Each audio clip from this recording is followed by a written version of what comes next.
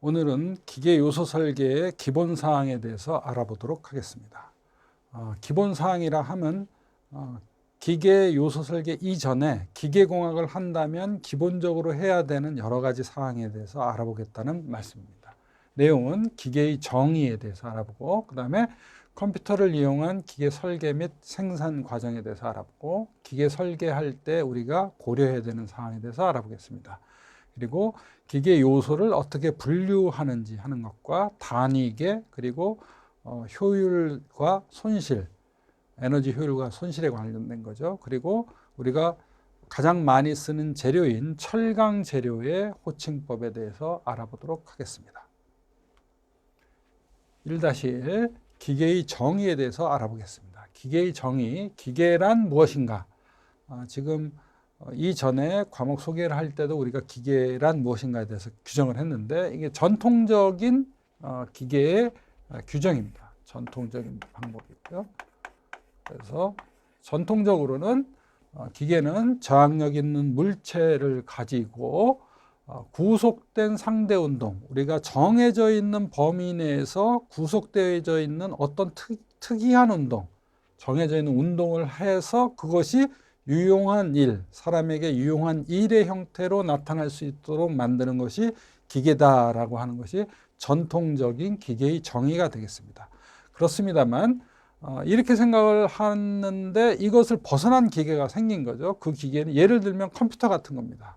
컴퓨터가 과연 그러면 이 저항력 있는 물체고 유용한 일을 하는데, 근데 상대 운동을 하는 건 아니죠. 컴퓨터는 상대 운동을 하지는 않는데 그것은 우리에게 굉장히 유용한 일이 되는 거죠. 그럼 컴퓨터를 기계로 볼 거냐 안 볼 거냐의 그런 문제입니다. 그래서 이게 새로 추가되어진 그 기계의 정의에 의하면 에너지 또는 물질을 변환시키는 것, 하나의 에너지를 다른 에너지로 바꾸는 것도 기계고, 또 물질을 변환시키는 것, 화학적인 어떤 반응이라든지 이런 걸 통해서 우리가 물질을 변환시키는 과정도 또 기계고, 그리고 상대적인 운동을 하고 또 인간의 활동을 지원, 우리 인간의 여러 가지 활동들을 도와주는 여러 가지 것들을 모두 다 기계라고 한다. 이것이 새로운 정의가 되겠습니다. 그래서 이 위에 있는 전통적인 기계의 정의에다가 더하기 이런 변환과 동시에 인간 활동을 지원하는 이런 것들을 모두 다 기계라고 하자라고 기계의 범위가 늘어난 거죠. 이것은 시대적 흐름에 의해서 기계가 어떻게 그 영역을 정의할 건가에 의해서 규정되어진 새로운 정의 방법이 되겠습니다. 그래서 기계의 정의는 이렇게 정의가 되고요. 컴퓨터를 이용한 설계 및 생산에 대해서 알아보도록 하겠습니다. 컴퓨터를 이용하지 않으면 거의 이제는 설계나 생산을 할 수 없을 정도로 우리가 컴퓨터를 많이 씁니다. 그래서 컴퓨터를 이용해서 설계를 하는 과정, 컴퓨터 에이디드 디자인이죠. CAD라고 흔히 이야기를 하는 거고요. 컴퓨터 에이디드 원용 설계라고 흔히 이야기하는 거죠. 그리고 CAM의 과정이 있습니다. 이것이 생산 과정입니다. 그래서 컴퓨터 에이디드 매뉴팩처링, 생산하는 거죠. 생산. 과연 이 매뉴팩처링이 무엇인가 하는 것에 대해서 굉장히 많은 정의가 있습니다만 여기서는 생략하도록 하고요. 그래서 컴퓨터의 도움을 받아서 컴퓨터의 지령과 명령 체계에 의해서 어떻게 생산 라인을 결정하고 그 결정된 라인을 어떻게 운용할 건가 하는 것에 대해서 배우는 게 CAM이 되겠고요. 그 다음에 CAE가 있는데 이건 컴퓨터 에이디드 엔지니어링이 되겠습니다. 흔한 경우에 CAE는 우리가 이 두 개를 일컬어서 CAE라고 흔히 이야기를 합니다.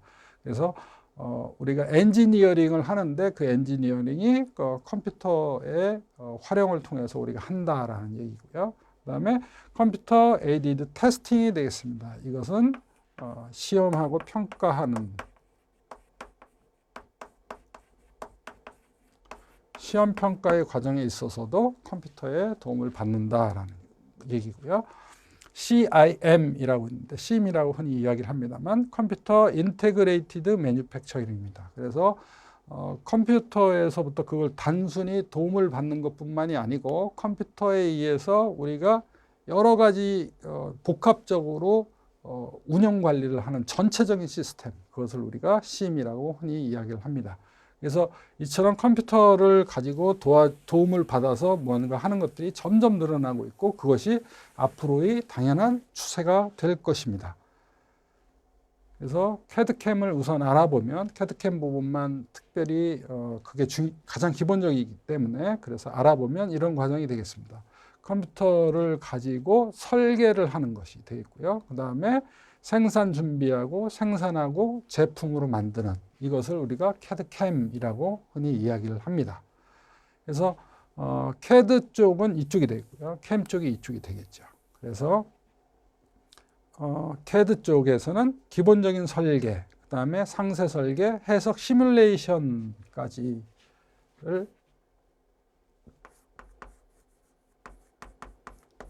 기본 설계하고요. 그 다음에 상세 설계 이런 것들을 하고요. 그리고 해석하는 것까지 모두 다 해줍니다. 그래서 이런 것을 컴퓨터 에이디드 엔지니어링이라고 좁은 영역으로 이야기를 하고 있고요. 그 다음에 이것을 가지고 도면으로 만드는 작업까지 하는 것을 우리가 캐드라고 흔히 이야기를 합니다.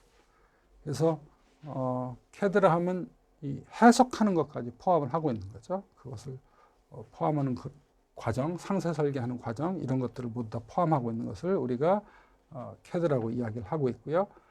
도면으로 만들고요. 그 다음에 이것이 끝나고 나면 여기서부터 우리가 도움을 받아서 생산을 하게 됩니다. 생산을 하기 위해서는 제일 처음에 공정 설계가 있고요. 여러 가지 프로그램이 있고요. 가공 프로그램이 되겠습니다. 그 다음에 이송이라든지 로봇이라든지 이런 프로그램들을 모두 다 포함을 하고 있겠습니다. 그래서 이게 생산을 준비할 때 필요한 거 되겠고요. 그래서 생산을 준비를 하는 과정에서는 항상 어떤 공정을 통해서 생산할 건지 하는 그런 공정을 설계하고 그 다음에 관련된 프로그램을 하는 것이 생산 준비가 되겠습니다. 그리고 나서 실제로 생산을 하겠죠. 생산을 하는데 이때는 가공이 들어가겠고 조립이 들어가겠고 그리고 검사가 들어가겠죠. 그래서 가공하고 조립하고 하는 것들에 관련돼서도 모두 다 컴퓨터들이 많이 도움을 주고 있는 거죠. 명령을 내린다든지 실제 위치 제어를 한다든지 하는 데 있어서 가공과 조립에 있어서 모두 다 컴퓨터를 이용을 하게 되는 거죠. 그리고 나서 최종적으로 나온 것을 검사하는 공정도 자동적으로 검사를 하게 되는 겁니다. 그래서 이 부분이 CAT, 컴퓨터 에이디드 테스팅이 되는 거고요. 이 부분까지가 이제 쭉 연결되어 있는 이 부분이 소위 말해서 캠이 되겠습니다. 그래서 이렇게 하고 그 다음에 이 캠 이후에 이것을 관리하는 여러 가지 것들, 생산 관리라든지 공정 관리라든지 노무 관리라든지 이런 여러 가지 관리적인 측면 그리고 제품 관리라든지 이런 많은 것들까지 모두 다 포함을 하고 있는 것 이런 것들을 모두 다 하는 그래서 공장 전체 이 캠을 포함하고 관리까지 포함해서 공장 전체를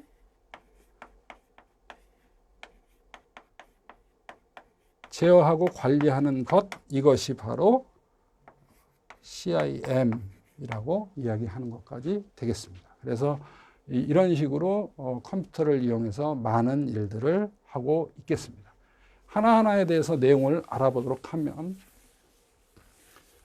엔지니어가 설계 문제를 해결하기 위해서 사용할 수 있는 그 방법과 자원은 매우 많습니다.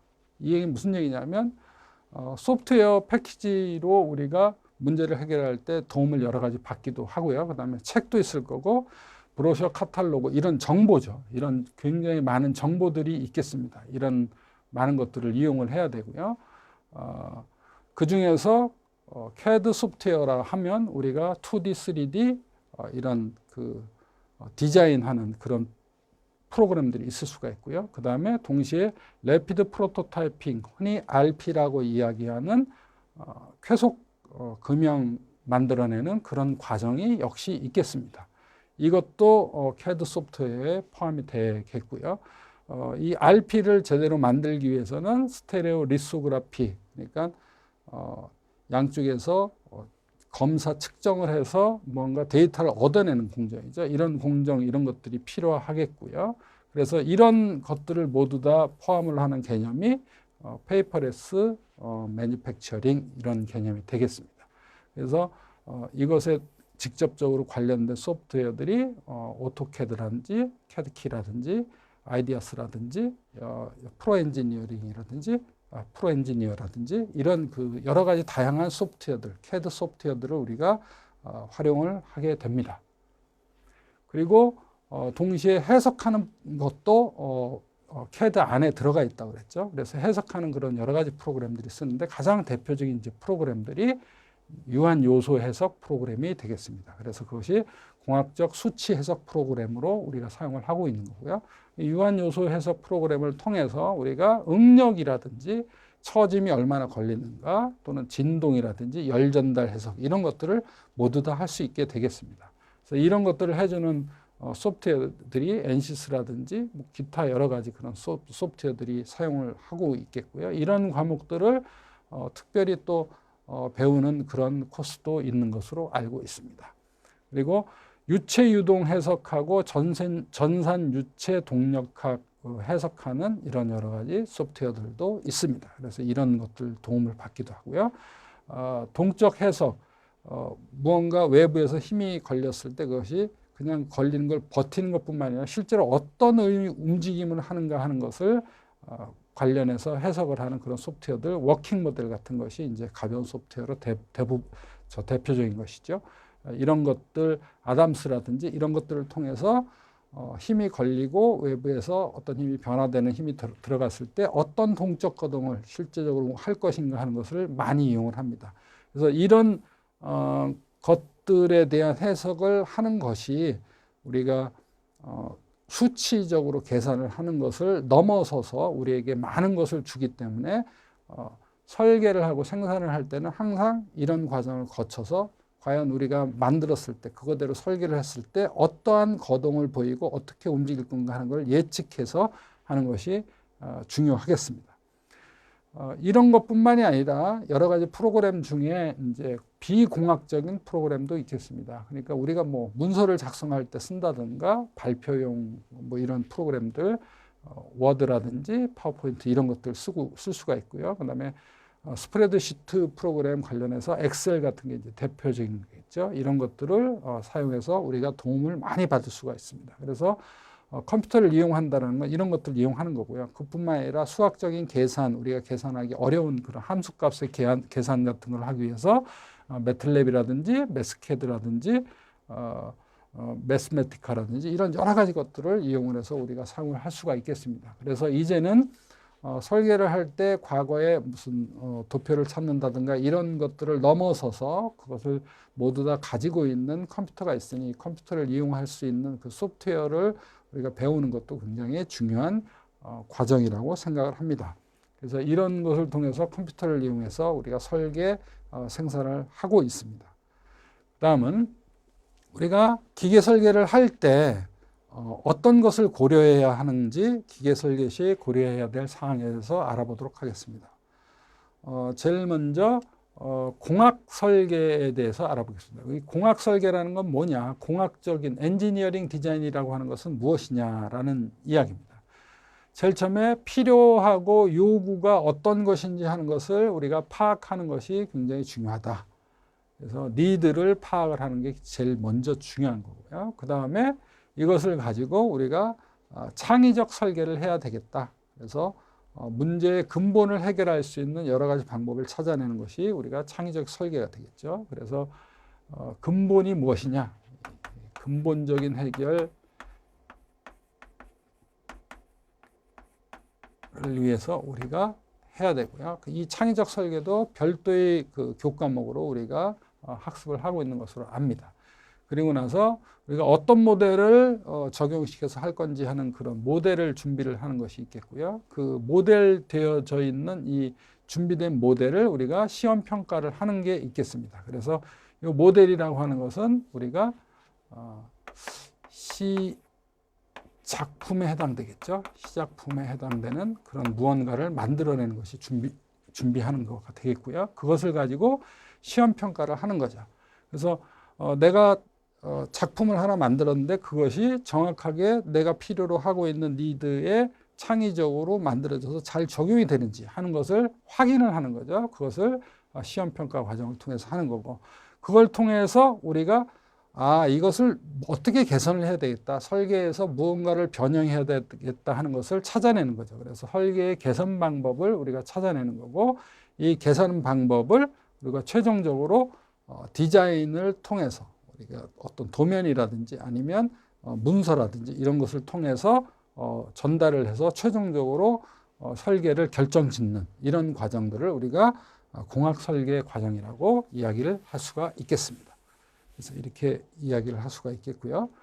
설계할 때 우리가 유의해야 되는 그런 사항에 대해서 알아보면 이런 것들을 유의를 해야 됩니다. 제일 처음에는 설계를 했을 때 그 설계의 사용 목적에 적합한 메커니즘을 가져야 된다. 메커니즘이 사용하는 우리가 원하는 목적에 맞게 설계가 된다는 거고요. 그 다음 두 번째는 동시에 이런 적합성이 제일 중요하긴 하지만 안전해야 되고, 그 다음에 경제적으로 이것이 유용해야 된다는 거죠.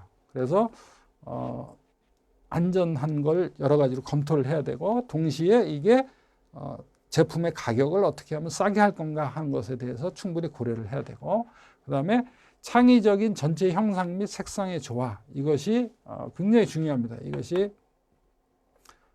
간단히 얘기하면 애플의 예가 될 수가 있겠죠. 애플의 스마트폰이 가지고 있는 형상과 색상 이런 것들이 굉장히 좋기 때문에 그것이 많은 그 수요를 불러일으킨 것과 같이 이것이 이제는 중요합니다. 예전에는 이 부분에 대해서 형상과 색상 이런 것에 대해서 많이 고민을 안 했는데 이런 것들이 중요하죠. 그래서 이것을 하고 있는 특별한 제품 디자이너라고 하는 제품 디자인이라고 하는 새로운 영역이 생기고 있죠. 그래서 이 부분이 아직까지는 일반적이지는 않습니다만 굉장히 중요하고, 외국에서는 크게 중요하게 생각하고 있고, 우리나라에서도 자동차 쪽에서 굉장히 이 제품 디자인을 새로 해서 많은 수요를 일으키는 그런 과정을 얻어내고 있거든요. 그 다음에 취급의 용이성 및 인간공학적 설계, 그러니까 사용하는 사람이 어떻게 하면 쉽게 사용할 수 있게 만드냐, 이거에 대해서도 관련 있는 부분을 우리가 생각을 해줘야 되는 거죠. 이것은 소위 말해서 공학적으로, 인간공학으로 우리가 해결을 해 나가고 있습니다. 그 다음에 이것뿐만이 아니라 제작, 조립, 운반, 유지, 보수가 용이한 구조가 돼야 된다. 이것은 뭐냐면 어떻게 하면 우리가 만든 제품을 많은 곳에 쉽게 공급할 수 있느냐, 이것의 문제죠. 그래서 공급적 측면에서 쉬워야 되고, 동시에 유지, 보수, 그것이 어떤 망가졌다든지 그것의 품질을 계속해서 똑같이 유지할 수 있다든지 이런 것에 대해서 우리가 생각을 해주면서 설계를 해야 된다라는 얘기입니다. 그래서 이런 것들을 모두 다 만족시키기 위해서 우리가 항상 생각해야 되는 게, 제품을 어떻게 하면 그 관련되어 있는 제품의 그 부품을 어떻게 하면 표준화하고 그것의 비용을 절감할 것인가 하는 것이 우리가 중요합니다. 애플이 가지고 있는 제조상의 여러 가지 기술들은 절대 실제로 가공을 하거나 만들어내는 제작상의 기술이라기보다는 표준화와 어떻게 하면 그것을 유지 관리를 시켜주냐, 관리하는 그런 기술이 되겠죠. 그것이 굉장히 중요한 거고요. 그리고 점점 중요성이 늘어나는 것 중에 하나가 재활용성의 고려입니다. 그래서 예전에는 한 번 쓰고 그것이 버려지고 그것이 자연에서 묻히고 이런 재활용을 생각하지 않았습니다만, 이제는 그것을 끊임없이 리사이클링해서 우리가 다르게 활용할 수 있는 방법을 늘 생각하면서 설계를 해야 된다는 거죠. 그래서 설계하는 사람이 점점 어려워지고 있습니다. 이 하나하나에 대해서 알아보면, 예를 들면 원활한 기능을 해야 된다라는 얘기입니다. 그래서 원하는 물리적 기능을 만족하도록 설계되어져야 된다라는 얘기고요.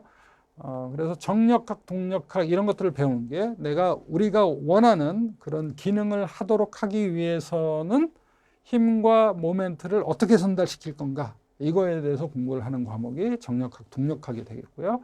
그다음에 어떤 운동을 해서 우리가 원하는 기능을 하도록 할 것인가 하는 것에 대해서 배우는 것이 기구학이 되겠고요.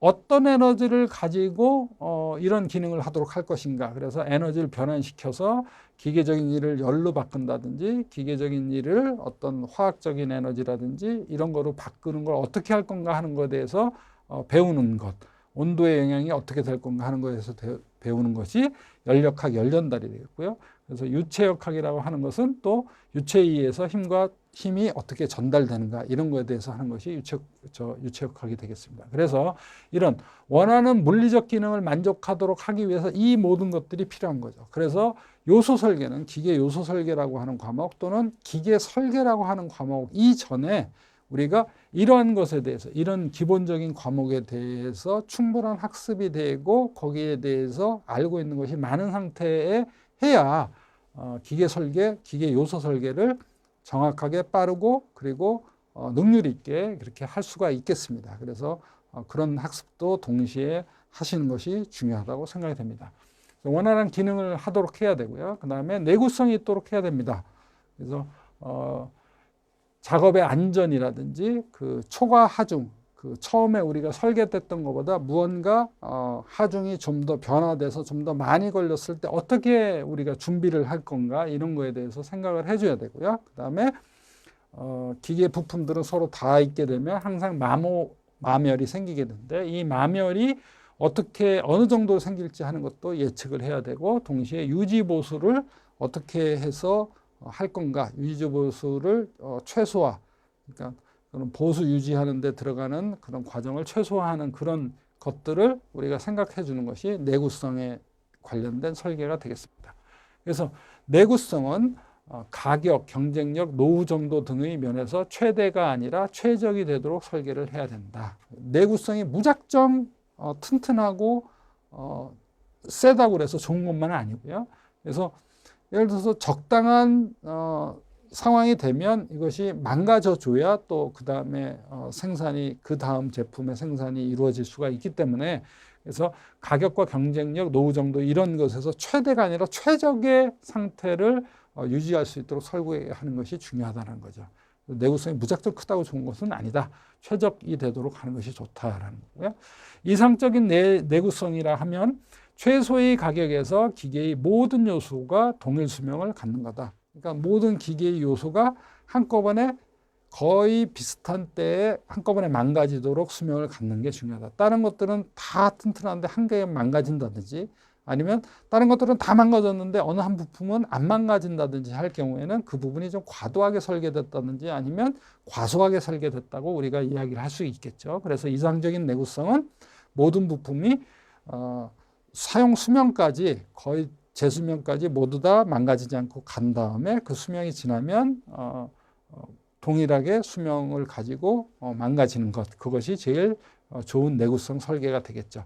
그래서 기계의 내구성 관련한 설계 중에 우리가 중요하게 생각해야 되는 것 중에 하나가 마멸되는 부분입니다. 기계 요소들은 서로 관련 있게 항상 컨택을 하면서 닿아 있는 경우가 많기 때문에 그럴 경우에 마멸 마모가 일어나게 돼 있고요.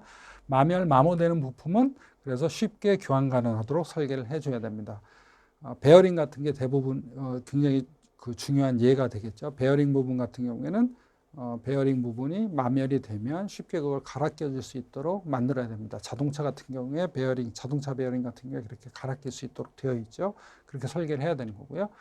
내구성에 대한 이런 여러 요구들이 생기는데 그런 요구들은 아까 조금 전에 말씀드린 것처럼 최적화되게 설계를 해주는 게 제일 중요하다고 그랬죠. 그래서 최적화에 대한 그런 요구가 있기 때문에 그거에 의해서 이 기술적 목적과 고장의 결과에 대해서 여러 단계로 우리가 평가가 다르게 된다는 얘기입니다. 예를 들면 인간의 생명에 중요한 위협을 주는 그런 경우에는 작업 안전과 정기적 검사를 고려한다. 예를 들어서 뭐 비행기다. 그래서 비행기 같은 경우에 내구성 이런 거 검사는 안전하고 정기적으로 계속해서 검사를 해야 된다. 이런 얘기죠. 그 다음에 중요한 결과를 초래할 경우에는 작업 안정성을 높여줘야 된다. 엔진이 고장나면 그다음부터는 엔진에 의해서 원치 않은 어떤 동작을 하게 되니까 그런 거에 의한 것들에 대해서는 안전성을 굉장히 높여줘야 된다. 이런 얘기고요. 그 다음에 그게 아니고 예를 들어서 가격이 문제가 되거나 가끔 사용하는 기계, 가격이 굉장히 고가라든가 아니면 굉장히 저가라든가 그런데 가끔 사용된다. 이런 경우에는 내구성이 구태여 그렇게 많지 않아도 된다라는 거죠.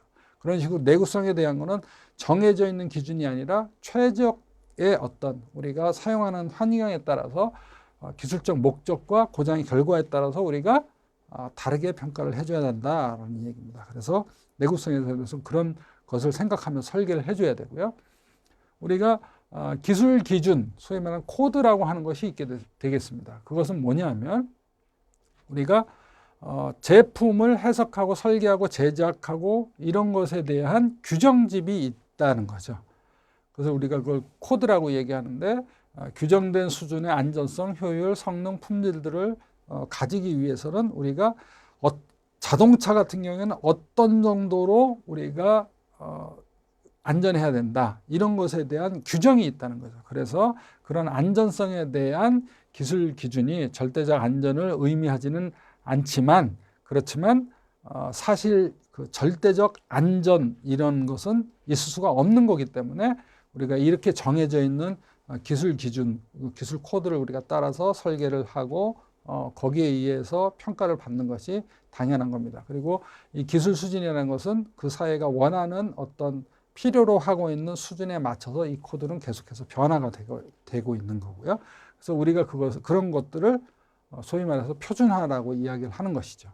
그래서 스탠다드 표준화라고 하는 것은 공업 제품의 품질, 모양, 치수, 검사 이런 것에 관련돼서 일정한 기준을 정하는 거예요. 그래서 표준을 정해서 서로 호환성, 이쪽 부품을 저쪽에다 갖다 낄 수 있게 서로 바꿔줄 수 있게 이렇게 바꿔주고 그 다음에 여러 가지 그 품질, 모양, 치수 이런 걸 만드는 게 아니라 정해져 있는 몇 개, 표준화되어 있는 몇 개의 제품에 대해서만 생산을 하니까 생산성이 당연히 높아지겠죠. 그래서 생산을 높게 하고 그 다음에 생산의 합리화를 도모하는 것을 우리가 표준화라고 얘기합니다. 그래서 통일성, 효율성 그리고 특정한 품질을 달성하기 위해서 부품, 재료, 공정에 대해서 상세히 우리가 결정되어 짓는 것, 그것을 우리가 표준 사양이죠. 그것을 우리가 표준화라고 합니다. 이 표준화가 잘 되는 나라일수록 부품이 이런 효율이 높아지고 생산성이 높아지겠죠. 그리고 이 표준화의 역사는 멀리 봐서는 진나라의 그 진시황의 진나라부터 시작된 것들이 이런 표준화하고 서양으로 따지면 로마 시대에 길을 우리가 어떤 사이즈로 딱 하고 그래서 수레를 어떻게 크기를 어떻게 정한다 이런 것들에 대한 것들이 모두 다 그런 효율성을 높이기 위한 그런 방법이 되겠죠. 그래서 표준화에 대한 것이 굉장히 중요하게 됩니다. 그래서 이런 표준화 과정을 통해서 우리가 표준화 이런 것들은 어떻게 하냐 표준 안정성, 설계 기준, 설계 기술 기준 이런 것들을 정해지게 됩니다. 그래서 이것이 국제적으로 모여있는 여러 가지 그런 모임에서 결정을 하는 거죠. 그래서 AA라든지 이거는 알루미늄 어소시에이션이 되겠고요. 그 다음에 AGMA 이런 기업 관련된 그런 어소시에이션 이런 것들이 있어서 여기서 많은 사람들이 충분히 토의를 해서 결정을 하면 거기에 다 따라서 만드는 똑같이 만들어내는 그런 것들 이런 기구들이 있게 되겠습니다. 그래서 이런 기구에서 우리가 어떻게 하면 우리 가지고 있는 기술을 집어넣어서 표준으로 만들 건가 하는 것이 굉장히 중요하고요.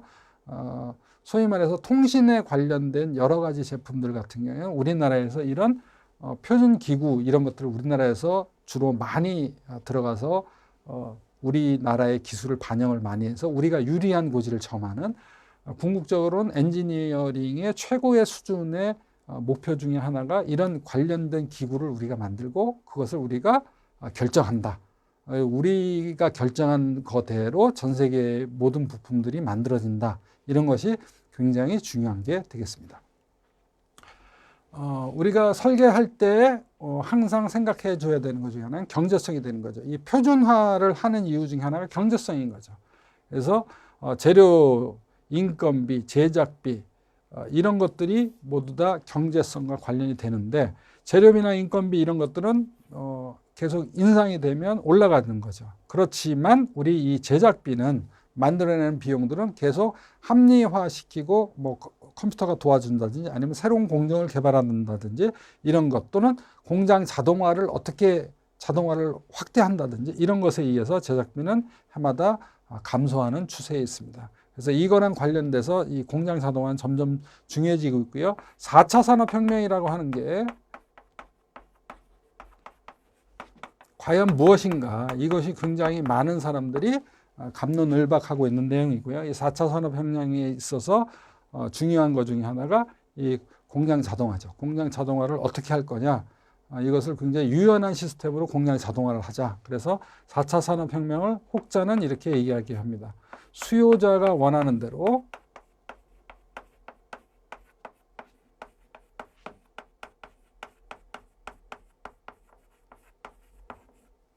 공급자가 제조 공정을 바꾸는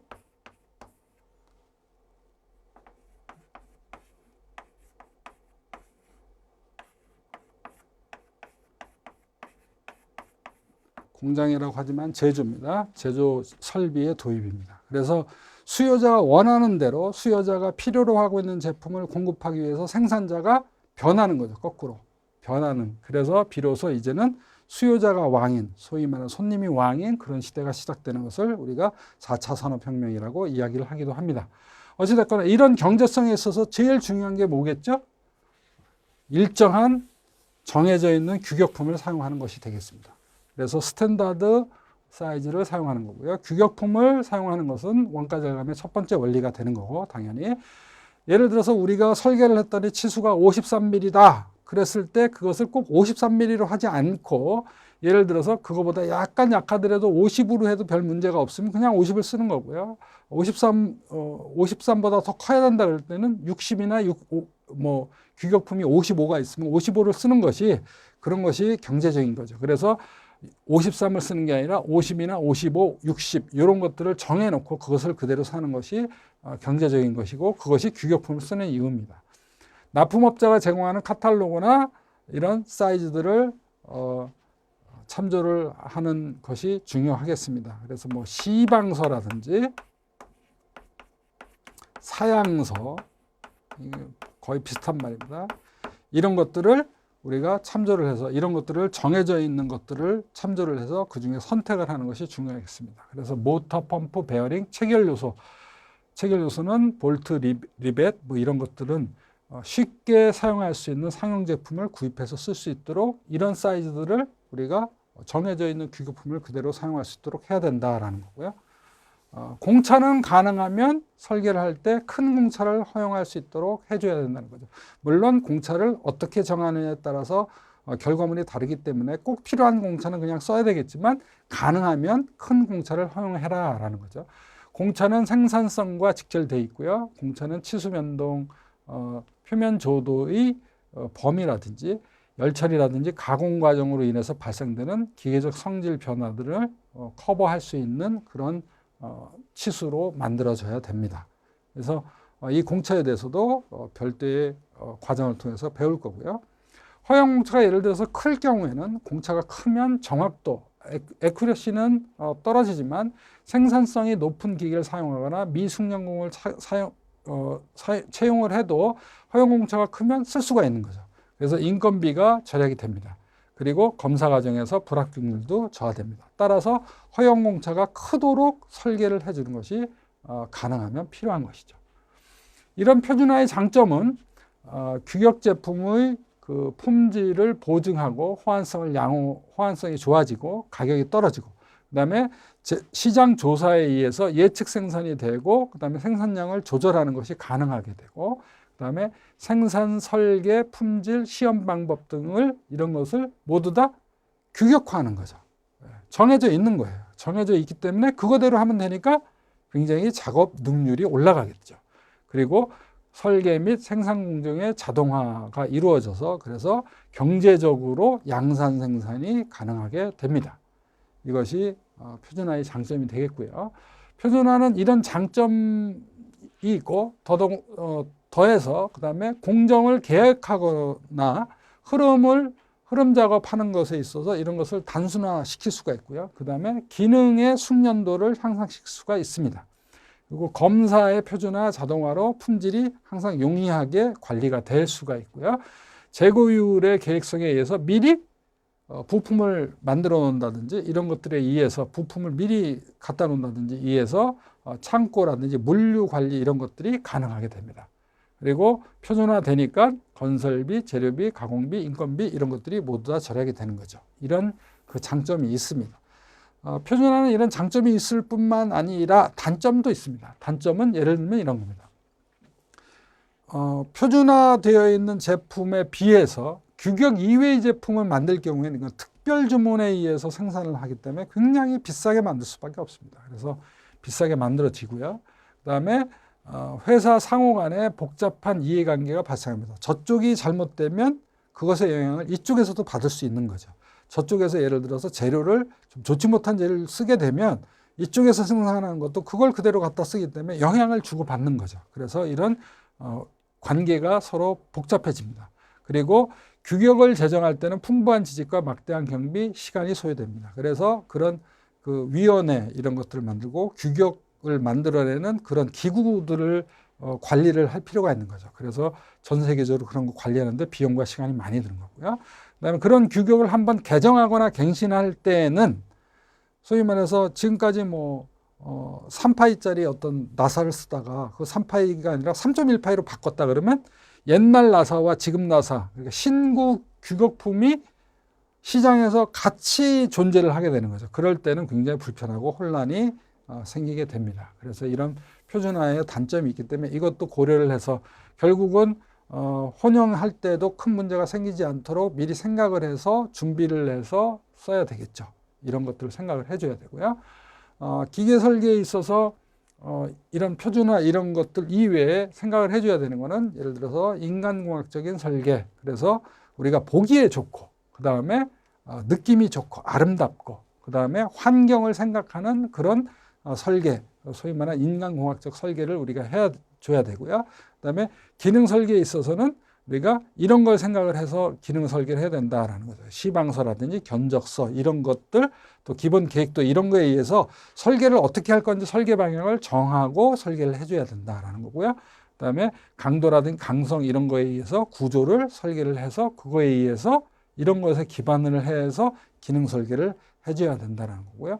우리가 항상 생각해줘야 되는 설계 중에 하나가 생산 설계가 되겠습니다. 생산 설계에 대해서는 특별히 우리가 고려를 하지 않고 있지만 늘 우리가 설계하는 사람이 생각을 해줘야 되는 게 이거고요. 생산 설계는 기존의 설계하고 약간 다를 수 있습니다. 그래서 생산량, 몇 개를 생산하느냐에 따라서 우리가 방법이 결정이 다르게 되는 거예요. 10,000개 할 건지 100만 개 할 건지에 따라서 이 생산량에 의해서 결정이 되는 거예요. 이 생산량은 수요조사에 의해서 나오는 거죠. 수요조사는 시장조사에 나오는 거고. 그래서 그런 그 문과 쪽에서 하고 있는 여러 가지 그런 작업들이 다 이런 것을 위해서 만들어지는 겁니다. 그래서 생산량, 공장 설비 이런 걸 어떤 걸 도입할 건가 이런 것들이 모두 다 생산법을 결정하는 건데 이런 것들을 하는 것이 생산 설계다라는 거고요. 그다음에 생산성을 고려해서 제품 설계를 구체화한 제작도면을 작성을 해야 된다. 예를 들면 용접을 하는 게 좋을 건지 생산성을 고려할 때 용접을 한다는 것은 용접 작업을 해야 되기 때문에 좋지가 않죠. 깎는 작업도 마찬가지입니다. 한 번에 찍어내는 게 쉽겠죠. 그래서 그런 찍어내는 작업을 할 수 있도록 제작 도면을 만드는 게 굉장히 중요하다는 거죠. 그런데 그게 한 개 만드는 부품일 경우에 구태여 우리가 제작 도면을 그렇게 만들 필요가 없죠. 그냥 용접하면 되는 거죠. 그러니까 개수하고 또 관련이 있는 겁니다. 생산성이라는 것이. 그리고 사용재료, 부품 등의 표준 시방서를 작성해서 이거에 의거해서 우리가 생산 설계를 해주는 거고요. 그다음에 부품의 가공, 조립 순서, 작업 방법 이런 것들을 모두 다 정하는 이런 지침서를 해주는 게 생산 설계가 되겠습니다. 그리고 공장 설비의 운전, 보수 관리를 고려한 보수적 측면에서의 설계도 같이 생각을 하면서 설계를 해줘야 되는 게 생산 설계입니다. 그래서 이 생산 설계는 기존의 설계하고 다르게 특별히 생산 설계 부서가 따로 있을 정도로 이것이 중요한 거죠. 그래서 이것이 양산을 한다는 것은 간단히 말씀드리면 양산을 한다는 것은 그 전에 시작품을 만드는 것과 완전히 다르다라고 하는 것을 우리가 이해를 해줘야 됩니다. 양산에 있어서는 중요한 게 생산량, 설비, 생산성, 표준 이런 어떻게 조립하는지 이런 조립 순서까지도 정해주는 지침, 작업을 어떻게 할지 이쪽에서 서서 작업할지 저쪽에서 서서 작업할지 하는 것까지도 정해지는 이런 것들을 모두 다 정해주는 것이 굉장히 중요하고 그것을 우리가 생산 설계라고 한다라는 겁니다. 그래서 이상으로 우리가 기계 설계를 할 때 필요하고 우리가 생각을 해야 되는 여러 가지 것에 대해서 알아봤습니다.